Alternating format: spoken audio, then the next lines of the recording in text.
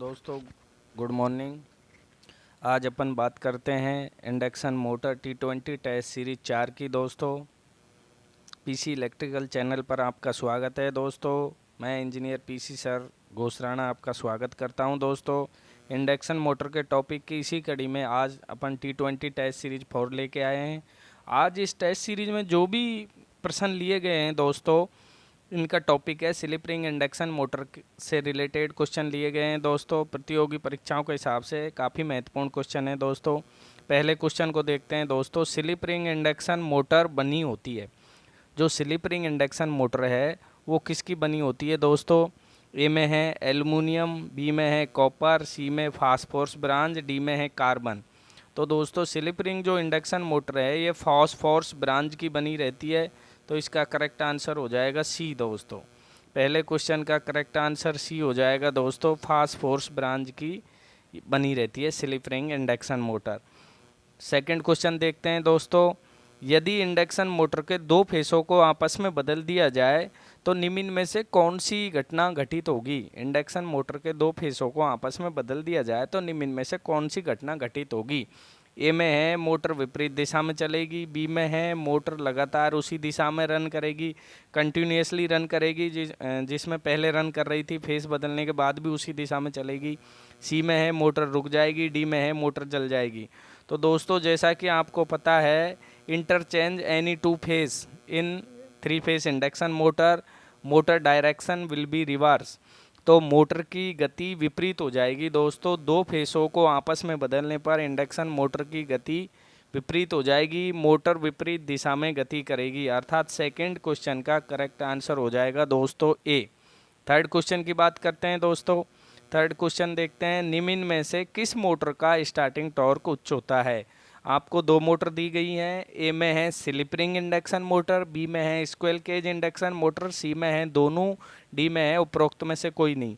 तो निम्न में से किस मोटर का स्टार्टिंग टॉर्क उच्च होता है? तो दोस्तों जैसा कि आपको पता है स्लिप रिंग इंडक्शन मोटर का स्टार्टिंग टॉर्क उच्च होता है, तो इसका करेक्ट आंसर हो जाएगा ए। थर्ड का करेक्ट आंसर हो जाएगा ए। दोस्तों स्लिप रिंग इंडक्शन मोटर का स्टार्टिंग टॉर्क उच्च होता है। फोर्थ क्वेश्चन की बात करते हैं। दोस्तों rotor resistance speed control method लागू होता है। Rotor resistance speed control method किस मोटर पर लागू होता है? तो ये भी आपको पता है स्लिप रिंग इंडक्शन मोटर पर लागू होता है, क्योंकि स्लिप रिंग इंडक्शन मोटर के रोटर में थ्री फेस वाइंडिंग होती है और थ्री फेस वाइंडिंग पे रजिस्टेंस लगाया जाता है, तीन स्लिप रिंग लगाई जाती हैं, उनके बाद कार्बन ब्रूस लगाई जाती हैं, फिर रजिस्टेंस लगाया जाता है। तो रोटर रजिस्टेंस मेथड, रजिस्टेंस से किस मोटर को कंट्रोल किया जाता है? स्लिप रिंग इंडक्शन मोटर को। तो फोर्थ का करेक्ट आंसर ए हो जाएगा। दोस्तों फाइव क्वेश्चन की बात करते हैं। दोस्तों थ्री फेस इंडक्शन मोटर में नो लोड टेस्ट से ज्ञात किया जाता है। थ्री फेस इंडक्शन मोटर में नो लोड टेस्ट से कौन से लॉस ज्ञात किए जाते हैं? Variable loss, constant loss, eddy current loss, hysteresis loss. तो दोस्तों 5 का करेक्ट आंसर बी आ जाएगा। नो लोड टेस्ट से constant loss three phase induction motor में ज्ञात किए जाते हैं। 6 क्वेश्चन का रुख करते हैं। दोस्तों three phase slip ring induction motor में स्टार्टिंग टॉर्क बढ़ाने की सर्वोत्तम विधि क्या है? Three phase slip ring induction motor है, उसमें स्टार्टिंग टॉर्क को इंक्रीज करने की सर्वोत्तम विधि क्या है? बेस्ट विधि क्या है? बेस्ट मेथड क्या है? तो दोस्तों 6 को देखेंगे। आपको जैसे कि मैंने अभी बताया था कि three phase slip ring induction motor के रोटर में थ्री फेस वाइंडिंग स्थापित की जाती है, रोटर कुंडलित होता है, इसमें तीनों फेसों पे तीन स्लिप रिंग होती हैं, स्लिप रिंग के बाद कार्बन ब्रूस और रोटर रजिस्टेंस होता है। तो सर्वोत्तम विधि क्या है? रोटर के रजिस्टेंस को बढ़ाकर ही अपन उसका टॉर्क बढ़ा सकते हैं। तो सर्वोत्तम मेथड है 6 में ए।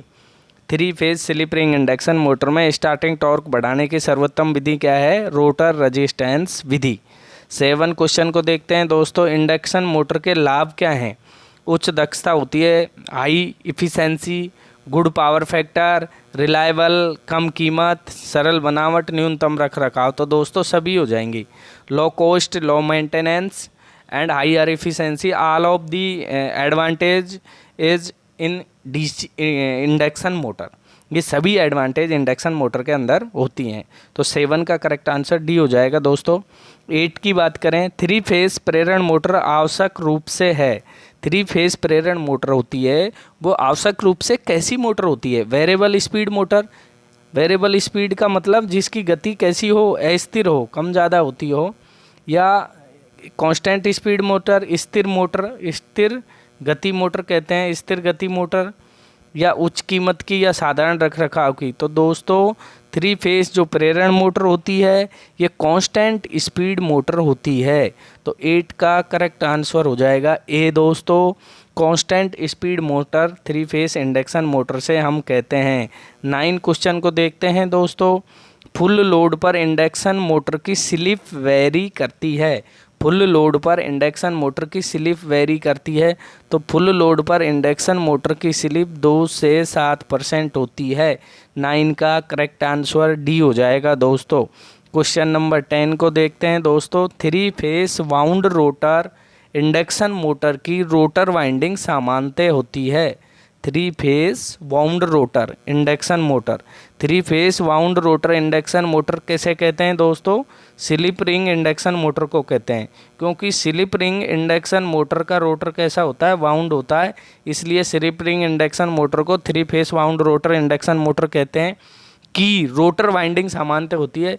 तो स्लिप रिंग इंडक्शन मोटर के रोटर में 3 फेज वाइंडिंग होती है और वो किस में जुड़ी रहती है? स्टार में। तो दोस्तों इसका करेक्ट आंसर हो जाएगा बी। 10 का करेक्ट आंसर क्या हो जाएगा? बी हो जाएगा दोस्तों। नेक्स्ट क्वेश्चन देखते हैं 11। किस मोटर को जॉक रेसर के संचालन के लिए नियोजित किया जाता है? तो ये 4 मोटर दी गई हैं, इनमें से किसको जॉक रेसर के संचालन के लिए नियोजित किया जाता है? Shunt, squirrel cage, bolted, belted slip ring induction motor. तो दोस्तों इसका करेक्ट आंसर हो जाएगा C. Bolted slip ring induction motor को जॉक रेसर के लिए संचालन के लिए नियोजित किया जाता है। 12 क्वेश्चन देखते हैं। स्लिप रिंग इंडक्शन मोटर या वाउंड रोटर मोटर में स्लिप रिंग इंडक्शन मोटर दूसरा दिया है। स्लिप रिंग इंडक्शन मोटर का दूसरा नाम क्या होता है दोस्तों? वाउंड रोटर मोटर में रोटर वाइंडिंग में पोल स्टेटर वाइंडिंग के होते हैं। तो दोस्तों ये बाहर स्टेटर होता है जिस पे अपन 3 फेज सप्लाई देते हैं स्टार या डेल्टा में। इसके बीच में रोटर होता है। रोटर पे भी इस मोटर में 3 फेज वाइंडिंग रहती है और स्टेटर पे भी 3 फेज वाइंडिंग रहती है। स्लिप रिंग इंडक्शन मोटर के रोटर में भी 3 फेज कुंडलित होती है 120 डिग्री के फेस अंतर पर। स्टेटर में भी 3 फेज होती है। तो दोनों में पोलों की संख्या क्या होती है? रोटर वाइंडिंग में पोल और स्टेटर वाइंडिंग के पोल कैसे होते हैं? बराबर होते हैं या रोटर में पोल एक अधिक होता है या रोटर वाइंडिंग में एक कम होता है? तो दोस्तों स्टेटर रोटर में पोलों की संख्या बराबर होती है। 12 क्वेश्चन का करेक्ट आंसर ए हो जाएगा दोस्तों। 12 का करेक्ट आंसर क्या हो जाएगा? ए हो जाएगा। अर्थात स्लिप रिंग इंडक्शन मोटर में या स्लिप रिंग इंडक्शन मोटर को हम वाउंड रोटर इंडक्शन मोटर भी कहते हैं। उसके रोटर में जितने पोल होते हैं उतने ही स्टेटर में होते हैं, या स्टेटर में जितने पोल होते हैं उतने ही रोटर में होते हैं। तो करेक्ट आंसर ए हो जाएगा। 13 क्वेश्चन की बात करें दोस्तों। 3 फेज इंडक्शन मोटर के रोटर में अधिकतम ईएमएफ उत्पन्न होता है जब मोटर का रोटर हो नो लोड पर, फुल लोड पर, हाफ लोड पर या रोटर ब्लॉक्ड हो। तो दोस्तों 13 का करेक्ट आंसर हो जाएगा डी। जब मोटर का रोटर ब्लॉक्ड हो जाता है, ब्लॉक्ड होने का मतलब है रोटर और स्टेटर के जो टिथ हैं, जा हैं, वो दोनों लॉक हो जाते हैं। मोटर जो लॉक हो जाते हैं, कॉगिंग प्रक्रिया हो जाती है। दोनों स्टेटर रोटर जब लॉक हो जाते हैं दोनों के टिथ, तो स्टेटर रोटर दोनों सिंक्रोनस स्पीड पर घूमते हैं। तो उस स्थिति में रोटर में अधिकतम ईएमएफ उत्पन्न होगा। तो 13 का करेक्ट आंसर होगा डी।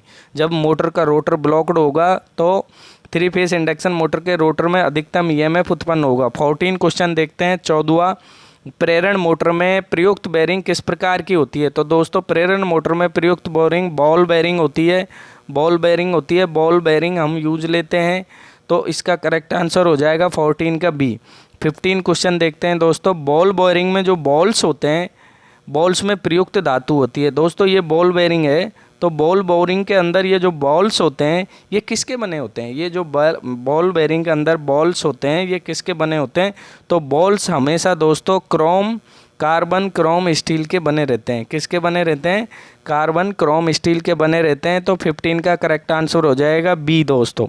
16 की बात करें, 3 कला स्लिप रिंग प्रेरण मोटर का रोटर। 3 कला स्लिप रिंग प्रेरण मोटर का रोटर कैसे होता है? तो दोस्तों जैसा कि आपको पता है, स्लिप रिंग इंडक्शन मोटर का जो रोटर है ये कुंडलित होता है। इसमें क्या होती है? वाइंडिंग होती है, अर्थात कुंडलित होता है। और स्क्विरल केज इंडक्शन मोटर का रोटर है, इसमें शॉर्ट सर्किटेड चालक स्थापित किए जाते हैं। शॉर्ट सर्किटेड चालक होते हैं। तो अपन बात कर रहे हैं यहाँ पे इस स्लिप रिंग की। तो स्लिप रिंग के इंडक्शन मोटर के रोटर में वाइंडिंग होती है, अर्थात वाइंडिंग का मतलब है कुंडलित होता है। कैसा होता है? स्लिप रिंग इंडक्शन मोटर का रोटर कुंडलित होता है। तो 16 का करेक्ट आंसर ए हो जाएगा दोस्तों। 16 का करेक्ट आंसर क्या हो जाएगा दोस्तों? ए हो जाएगा। 17 की बात करते हैं दोस्तों। स्क्विरल केज व स्लिप रिंग मोटर में मुख्य अंतर क्या है? स्क्विरल केज पिंजरा पोल जो मोटर होती है, पिंजरा प्रेरण मोटर, और स्लिप रिंग इंडक्शन मोटर जिसे कि वाउंड रोटर मोटर कहते हैं, इन दोनों में मेन डिफरेंस क्या है? तो इनके ये फ्रेम है, प्रेम नहीं है। फ्रेम की साइज भिन्न होती है, पहला है। दूसरा है घूर्णन की दिशा भिन्न होती है। स्लिप रिंग या सप्लाई वोल्टेज में भिन्नता। तो दोस्तों इसमें इन दोनों मोटरों में जो मुख्य अंतर है वो स्लिप रिंग का है। स्क्विरल केज इंडक्शन मोटर में स्लिप रिंग नहीं होती, और स्लिप रिंग इंडक्शन मोटर में 3 स्लिप रिंग होती हैं। तो यही इनमें मुख्य अंतर है। स्लिप रिंग में स्लिप रिंग होती हैं, स्क्विरल केज में नहीं होती, उसमें चालक शॉर्ट सर्किटेड रहते हैं। तो दोस्तों इसका मुख्य अंतर यही है। तो इसका करेक्ट आंसर सी हो जाएगा दोस्तों 17 का। 18 की बात करें दोस्तों, पंखों व पंपों में प्रयुक्त प्रेरण मोटरों की गति सीमा होती है। पंखों वे जो पंप, पानी के वाटर पंप होते हैं, उनमें जो प्रेरण मोटर लगी रहती है, इंडक्शन मोटर लगी रहती है, उनकी गति सीमा होती है 350 से 500, 500 से 750, 750 से 900, 14 से 4000, 2800 RPM। तो दोस्तों पंखों व वाटर पंपों में जो प्रेरण मोटर प्रयुक्त की जाती हैं उनकी गति सीमा 1440 से 2800 RPM होती है। 18 का करेक्ट आंसर हो जाएगा दोस्तों डी। 19 क्वेश्चन को देखते हैं दोस्तों। 3 फेज प्रेरण मोटर का शक्ति गुणांक लगभग होता है। 3 फेज प्रेरण मोटर का दोस्तों शक्ति गुणांक 0.8 लैगिंग होता है। क्या होता है? 0.8 लैगिंग होता है दोस्तों। अगर आपसे क्वेश्चन पूछे 3 फेज प्रेरण मोटर का शून्य लोड पर शक्ति गुणांक क्या होता है, नो लोड या शून्य लोड, नो लोड पूछे, नो लोड या शून्य लोड पूछे, तो शून्य लोड पर जो शक्ति गुणांक होता है वह 0.2 लैगिंग होता है, और सामान्यतः फुल लोड पे जो शक्ति गुणांक होता है वह 0.8 लैगिंग होता है। तो 19 का करेक्ट आंसर हो जाएगा ए। क्वेश्चन नंबर 20 की बात करें, तुल्यकालिक गति पर प्रेरण मोटर की स्लिप होगी। दोस्तों तुल्यकालिक गति क्या होती है? सिंक्रोनस स्पीड होती है। जब स्टेटर पे, प्रेरण मोटर के स्टेटर पे 3 फेज सप्लाई देते हैं तो उसके स्टेटर में घूर्णी चुंबकीय क्षेत्र उत्पन्न होता है, जिसके कारण अपना ये रोटर घूमने लग जाता है। तो रोटर हमेशा जो घूर्णी चुंबकीय क्षेत्र होता है स्टेटर के अंदर, घूर्णी चुंबकीय क्षेत्र जो बनता है, इसकी गति सिंक्रोनस गति होती है। कौन सी गति होती है दोस्तों? तुल्यकालिक गति होती है। और क्वेश्चन कह रहा है तुल्यकालिक गति पर प्रेरण मोटर की स्लिप होगी। अगर स्टेटर के घूर्णी चुंबकीय क्षेत्र तुल्यकालिक गति पर है और रोटर भी तुल्यकालिक गति पर है तो स्लिप क्या होगी? तो दोस्तों स्लिप अंतर होती है rotor speed minus synchronous speed, या synchronous speed minus rotor speed. जब दोनों की स्पीड एक ही हो जाएगी सिंक्रोनस, तो दोनों में अंतर ही नहीं रहेगा। अंतर नहीं रहेगा तो स्लिप क्या रहेगी दोस्तों? 0 हो जाएगी। जब इंडक्शन मोटर तुल्यकालिक गति पर चलेगी, अर्थात उसका रोटर भी तुल्यकालिक गति सिंक्रोनस स्पीड पे होगा और स्टेटर भी सिंक्रोनस स्पीड पे होगा, तो उस स्थिति में दोस्तों इंडक्शन मोटर की स्लिप हमेशा 0 होगी। क्या होगी? 0 होगी दोस्तों। तो 20 का करेक्ट आंसर हो जाएगा ए दोस्तों। यदि ये वीडियो आपको अच्छी लगी दोस्तों तो अपने दोस्तों को शेयर करें, उनसे सब्सक्राइब करवाएं, चैनल को लाइक करवाएं, पीसी इलेक्ट्रिकल चैनल को, जिससे मेरा मनोबल बना रहे। मैं लगातार आपको इसी तरह वीडियो लाता रहूं, आपकी निःशुल्क तैयारी करवाता रहूं दोस्तों। आज के लिए धन्यवाद, थैंक यू, बहुत बहुत धन्यवाद दोस्तों।